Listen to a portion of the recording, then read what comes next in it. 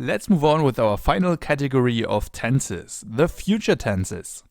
As we already learned, every language needs to have at least 3 tenses, one past tense, one present tense, and one future tense. In this course, we already covered the past tenses and the present tenses.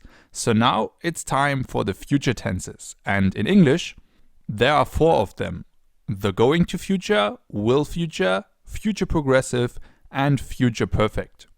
The first 2 are fairly easy. The going to future is included in sentences like I am going to play soccer, for example, or he is going to watch a movie. And you find the will future in sentences like I will do that, or it will rain tomorrow. So those 2 are fairly easy. They are exactly the same as their name says. The going to future involves going to, and the will future involves will. Now, the future progressive is their progressive form. One example sentence is, for example, we will be staying at the hotel. So we use will, be, and an ing form. And that's the future progressive. And then finally we have the future perfect, which is almost never used. I will have done this, for example, as a sentence in the future perfect.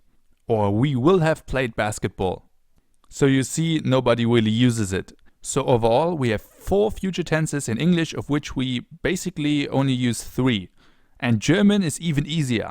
In German we only have 2 future tenses, Futur I, future 1, and Futur II, future 2.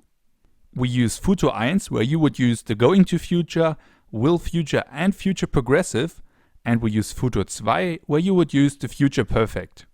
And because we use the Futur II about as often as you use the future perfect, we almost always use Futur I. So this is the really important future tense. We use the Futur I in almost 99% of all cases, and only in 1% of all cases the Futur II. I actually couldn't really think of a situation where I ever used it. But still, we will take a look at it. But the Futur I is much more important. So basically, put simple, we only have 1 future tense in German, the Futur I. Isn't that much easier than having 4/3 future tenses as in English? And what's also cool about these 2 future forms, especially the Futur I, is that they don't have any exceptions, no irregular verbs.